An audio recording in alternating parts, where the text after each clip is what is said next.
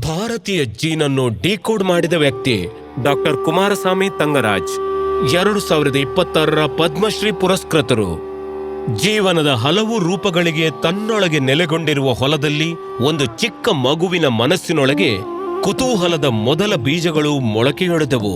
ಈ ಕುತೂಹಲವು ಮುಂದುವರಿದು ಜೀವನದ ರಹಸ್ಯಗಳನ್ನು ಅರ್ಥ ಮಾಡಿಕೊಳ್ಳುವ ಕೀಲಿಕೈಯಾಯಿತು. ಆದರೆ ಅವರ ಯಾತ್ರೆ ತಮಿಳುನಾಡಿನ ಪ್ರಶಾಂತವಾದ ಹಳ್ಳಿ ಚೆಯ್ಯೂರಿನಿಂದ ಆರಂಭವಾಗಿ ಹೈದರಾಬಾದ್ನ ವೈಜ್ಞಾನಿಕ ಜಗತ್ತನ್ನು ತಲುಪಿತು. ಅಲ್ಲಿ ಅವರು ಭಾರತೀಯರ ಆನುವಂಶಿಕ ಕಥೆಯನ್ನು ಜಗತ್ತಿನ ಮುಂದಿರಿಸಿದರು ಮತ್ತು ಅದರ ಅದ್ಭುತ ವೈವಿಧ್ಯತೆಯನ್ನು ಅಧ್ಯಯನ ಮಾಡಿದರು.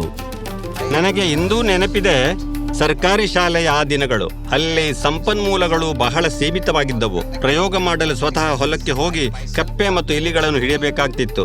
ಜೀವಕೋಶ ಮತ್ತು ಆಣ್ವಿಕ ಜೀವಶಾಸ್ತ್ರ ಕೇಂದ್ರದಲ್ಲಿ center for cellular and molecular ಬಯಾಲಜಿಯಲ್ಲಿ ನನ್ನ ಪ್ರಯಾಣವು 1993ರಲ್ಲಿ ಪ್ರಾರಂಭವಾಯಿತು.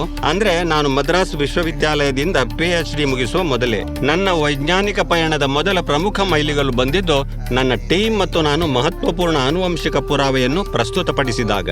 ಅಂದ್ರೆ ಅಂಡಮಾನ್ನ ಬುಡಕಟ್ಟು ಜನಾಂಗದವರು ಸುಮಾರು 65,000 ವರ್ಷಗಳ ಹಿಂದೆ ಆಫ್ರಿಕಾದಿಂದ ವಲಸೆ ಬಂದ ಮೊದಲ ಆಧುನಿಕ ಮಾನವರ ವಂಶಸ್ಥರಾಗಿದ್ದರು. ಇದು ಪ್ರಪಂಚದಾದ್ಯಂತ ಗಮನ ಸೆಳೆಯಿತು.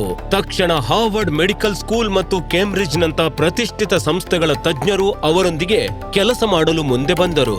ಅವರ ಮುಂದಿನ ಸಂಶೋಧನೆಯು ನಮ್ಮ ವೈವಿಧ್ಯತೆಯ ಹೊರತಾಗಿಯೂ ಎಲ್ಲ ಭಾರತೀಯರು ಆಳವಾದ ಸಾಮಾನ್ಯ ತಿರುಳಿನಿಂದ ಸಂಪರ್ಕ ಹೊಂದಿದ್ದಾರೆ ಎಂಬುದನ್ನು ಸಾಬೀತುಪಡಿಸಿತು. ಇದು ನಮ್ಮ ವೈವಿಧ್ಯತೆಯಲ್ಲಿ ಏಕತೆಯ ನಿಜವಾದ ಗುರುತು. ಜನಸಂಖ್ಯೆಗೆ ಸಂಬಂಧಿಸಿದ ಆನುವಂಶಿಕ ಕಾಯಿಲೆಗಳ ಕುರಿತು ಅವರ ಸಂಶೋಧನೆಯು ಭವಿಷ್ಯದಲ್ಲಿ ಭಾರತೀಯರಲ್ಲಿ ಆನುವಂಶಿಕ ಕಾಯಿಲೆಗಳನ್ನು ತಡೆಗಟ್ಟುವಲ್ಲಿ ಪ್ರಮುಖ ಪಾತ್ರ ವಹಿಸುತ್ತದೆ. ಡಾಕ್ಟರ್ ತಂಗರಾಜ್ ಹೇಳುತ್ತಾರೆ, ಪತ್ನಿಯ ಬೆಂಬಲವಿಲ್ಲದೆ ಇಷ್ಟೆಲ್ಲ ಯಶಸ್ಸು ಸಾಧ್ಯವಾಗುತ್ತಿರಲಿಲ್ಲ ಅಂತ.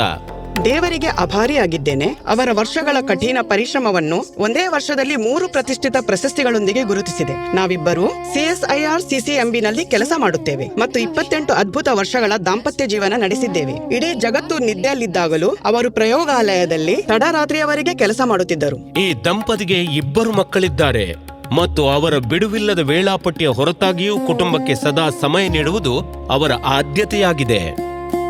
ನನ್ನ ಅನುಭವದ ಪ್ರಕಾರ ಯುವ ವಿಜ್ಞಾನಿಗಳು ಮತ್ತು ಇತರ ಕ್ಷೇತ್ರಗಳ ತಜ್ಞರೊಂದಿಗೆ ಕಷ್ಟಪಟ್ಟು ಜೊತೆಯಾಗಿ ಕೆಲಸ ಮಾಡಬೇಕು. ಅದುವೇ ಸಮಸ್ಯೆ ಪರಿಹಾರವನ್ನು ನಿಜವಾಗಿಯೂ ಆನಂದದಾಯಕ ಮತ್ತು ಪರಿಣಾಮಕಾರಿಯಾಗಿ ಮಾಡುತ್ತದೆ. ಇದರಿಂದ ದೇಶಕ್ಕೆ ಗೌರವ ಸಿಗುತ್ತೆ. ಡಾಕ್ಟರ್ ಕುಮಾರಸ್ವಾಮಿ ಅವರ ಈ ಅದ್ಭುತ ಪ್ರಯಾಣ, ಕುತೂಹಲ ಇವು ಜಗತ್ತನ್ನು ಉತ್ತಮವಾಗಿ ಬದಲಾಯಿಸಲು ಹೇಗೆ ಸಹಾಯ ಮಾಡುತ್ತದೆ ಎಂಬುದಕ್ಕೆ ಸಾಕ್ಷಿಯಾಗಿದೆ. ಡಾಕ್ಟರ್ ಕುಮಾರಸ್ವಾಮಿ ತಂಗರಾಜ್, ಪದ್ಮಶ್ರೀ 2026.